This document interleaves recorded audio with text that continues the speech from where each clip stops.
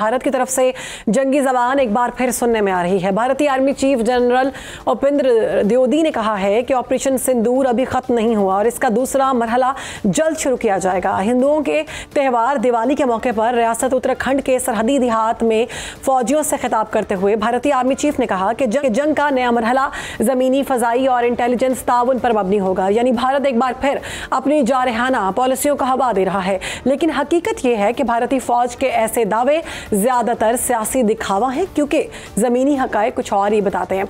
दूसरी जानिब पाकिस्तान और एक जिम्मेदार और अमन पसंद मुल्क के तौर पर हमेशा खत्ते में इस्तेकाम करता है। पाकिस्तानी फौज ने हमेशा दिफाई हिकमत अमली अपनाई है और सरहदों के तहफ़्फ़ुज़ के साथ साथ कौम की खिदमत और तरक्याती मनसूबों में भी अपना किरदार अदा किया। चाहे कुदरती आफात हों या अवामी बहबूद के मनसूबे, पाक फौज ने हमेशा अमली खिदमत से कौम का एतमाद जीता है। भारत को चाहिए कि वो इस सारी मामले में खत्ते में कशीदगी बढ़ाने की बजाय मुज़ाकरात और ताउन का रास्ता अपनाए। ऐसे बयानात और बढ़ के सिर्फ खत्ते के अमन को खतरे में डालती हैं। पाकिस्तान अपनी खुद मुख्तारी के तहफ़्फ़ुज़ के लिए मुकम्मल तौर पर तैयार है, लेकिन साथ ही अमन के क़याम की ख्वाहिश भी रखता है, क्योंकि असल ताकत वही है जो जंग नहीं बल्कि अमन कायम करे। फील्ड मार्शल सैयद आसिम मुनीर कहते हैं, भारत ने अगर दोबारा जारहियत की कोशिश की तो पाकिस्तान इसकी तवक्कुआत से कहीं ज्यादा सख्त जवाब देगा। जनरल साहब, आपकी जानिब आऊंगी।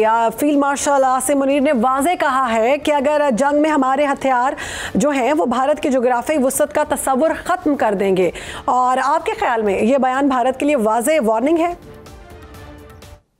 जी बिल्कुल, it is a clear cut message और पाकिस्तान ने अपना बता दिया जी। और अल्हम्दुलिल्लाह पाकिस्तान के जो मिलिट्री चीफ या पाकिस्तान की तरफ से जो भी स्टेटमेंट गई है, आपने बुनियानुल मरसूस का जब पाकिस्तान की एप्लीकेशन उसमें देख लिया जी कि what ever Pakistan was saying वो इम्प्लीमेंट कर रहे थे जी, और बिल्कुल वैसा ही हुआ। पाकिस्तान ने कहा जी कि जवाब आएगा, पाकिस्तान ने जवाब दिया अपने वक्त और अपनी जो पाकिस्तान की चूजिंग का एरियाज होंगे वहीं पे जवाब जाएगा, वहीं पे हुआ। अभी पाकिस्तान इज वेरी क्लियर। देखें, असल बात यह है कि इंडियंस आर वेरी कंफर्टेबल जी। वो समझते हैं कि हम कंफर्टेबल हैं कि हम अगर रिस्ट्रिक्ट रखें इस कॉन्फ्लिक्ट को कश्मीर तक, रिस्ट्रिक्ट रखें इस कॉन्फ्लिक्ट को एक सर्टन लेवल तक, एक और दूसरा इंडियन पंजाब तक, ताकि सिख इधर मरे तो और ज्यादा वो पाकिस्तान के खिलाफ नफरत पैदा कर सकें। खुद इन्होंने 6 मिसाइल मारे, कश्मीरी उधर मरे या इधर मरे, तकलीफ पाकिस्तान को। आगे राजस्थान का डेजर्ट आ जाता है, आगे क्रीक एरियाज आ जाते हैं, वो इतने लोग वहां पे नहीं रहते जी। तो दे थॉट कि ये बिल्कुल कंफर्ट जोन में हम वॉर कर सकते हैं और जिस मर्जी लेवल, एक सर्टेन लेवल तक रख सकते हैं लिमिटेड, उससे ऊपर जाएंगे नहीं। तो आसिम मुनीर साहब ने बिल्कुल क्लियर दोनों पहलुओं पर रोशनी डाल दी और दोनों एस्पेक्ट का रिस्पॉन्स बता दिया।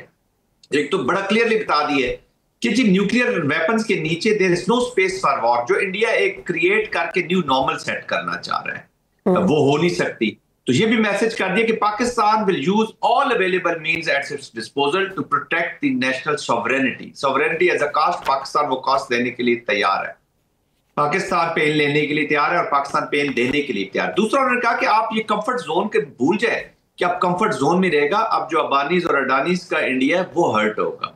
डीप जाएंगी स्ट्राइक्स, उस जगह पे जाएंगी जहां पे ये सोच पाई जाती है, जहां पे पाकिस्तान के खिलाफ प्लान्स किए जाते हैं या जहां पे आपके इकोनॉमिक बिजनेस इंटरेस्ट्स हैं। तो फिर अगर आप if you are testing Pakistan तो it will create an economic cost for India as well, it will create a human cost for India as well. तो अब ये डिपेंड करता है कि इंडियन कौम कितना रेडी है स्पेन को लेने के लिए, क्योंकि फ्यूचर में जो कॉन्फ्लिक्ट है जी, that is about how much pain you can inflict and how much pain you can bear. Pakistani nation बड़ी रिजिलियंट नेशन है। हमने 90,000 के करीब हमारी शहादतें हैं, उसके बावजूद हम परफॉर्म कर रहे हैं। पाकिस्तान की मिलिट्री बैटल हार्डन है। 2003 से हम इंडिया की इसी प्रॉक्सी और अफगानिस्तान और ये तालिबान की प्रॉक्सीज का मुकाबला कर रहे हैं, आगे भी करते रहेंगे। पाकिस्तानी कौम भी तैयार है। अब भी जब मिसाइल फायर हो रहे थे तो पाकिस्तानी कौम उसको सेलिब्रेट ही कर रही थी।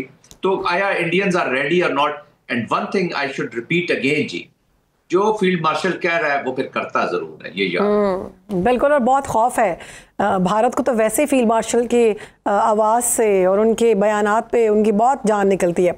आपके ख्याल में पाकिस्तान को इस वक्त इलाकाई और सफारती सतह पर किन इकदाम करने की बहुत ज़्यादा ज़रूरत है, ताकि भारत जो इस तरह की ज़बान इस्तेमाल कर रहा है अपने त्यौहार पे, उसको मौसर जवाब तो मिल गया। इसके अलावा खित्ते में अमन को बरकरार रखने के लिए हमें मज़ीद क्या करना चाहिए?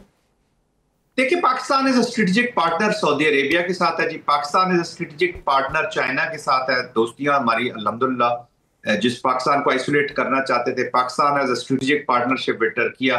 कतर आपका दोस्त है, अभी आपने उनका ईरान को भी आपने सपोर्ट किया, recently stabbed by India. Iran के अपने जख्म में ईरान को भी अंडरस्टैंडिंग हो गया कि पाकिस्तान लॉयल है, सिंसियर है। तो अल्हम्दुलिल्लाह पाकिस्तान मीनिंगफुल है। पाकिस्तान की सेंट्रल एशियन कंट्रीज में एक्सेस है, अंडरस्टैंडिंग है। रशिया का जो फॉर्मेट अभी हुआ है, रशिया से जो स्टेटमेंट आई है अफगानिस्तान की सरजमीन के बाद, वो पाकिस्तान के मौकफ की तायद है।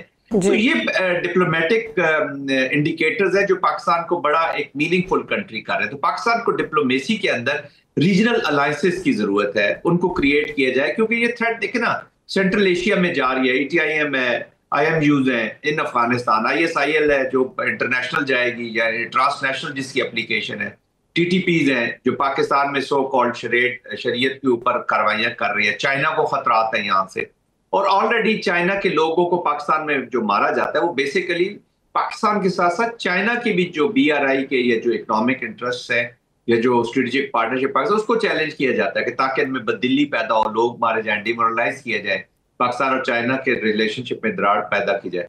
तो वी हैव जॉइंट ऑब्जेक्टिव्स, तो we have a convergence of interest in Afghanistan. तो ये रीजनल अलायंस क्रिएट करनी है। इंटरनेशनल कम्युनिटी डिप्लोमेसी में अमेरिका आपको सुन रहा है, आपने अमेरिका को ये बताना होता है कि आपका क्या नुकसान और क्या फायदा। अमेरिका खुद रिकॉग्नाइज कर चुका है कि जो $7 अरब का असला हम छोड़ के गए हैं, that was a bad withdrawal. फिर इसी सरजमीन से आपको याद होगा अमेरिका के ऊपर अटैक होना शुरू हो चुके हैं ऑलरेडी। सेंटकॉम कमांडर जो पिछले थे जनरल, उन्होंने बड़ा क्लियरली बताया था कि पाकिस्तान कैसे सपोर्ट कर रहा है। तो पाकिस्तान और यूनाइटेड स्टेट्स की भी कन्वर्जेंस ऑफ इंटरेस्ट है as far as stability in Afghanistan. फिर रशिया भी स्टेबिलिटी चाहता है। देखिए, अफगानिस्तान की स्टेबिलिटी अमेरिका भी चाहता है, रशिया भी चाहता है, चाइना भी चाहता है। तरीकाकार दोनों का अलग है। पाकिस्तान एक नेचुरल ब्रिज है इस पूरे इस खत्ते का, एक स्टेबिलिटी फैक्टर है। तो पाकिस्तान को ये बरूए कार लानी चाहिए, अलायंसेस करनी चाहिए, और जितना pressure, political economic pressure through sanctions या जो भी है अफगानिस्तान के अंदर और इंडिया के ऊपर डिप्लोमेटिक प्रेशर कंटिन्यूस एफर्ट के साथ ये डालना चाहिए, ताकि बिहेवियर चेंज अप्लाई किया जा सके on the so called regime in Kabul at this। बिल्कुल, बिहेवियर चेंज करने की बहुत जरूरत है और खित्ते के हमको बरकरार रखना बहुत जरूरी है। बहुत शुक्रिया, हमारे साथ मौजूद थे मेजर जनरल रिटायर्ड ज़ाहिर महमूद साहब और इस सारे मामले में गुफ्तगू कर रहे थे।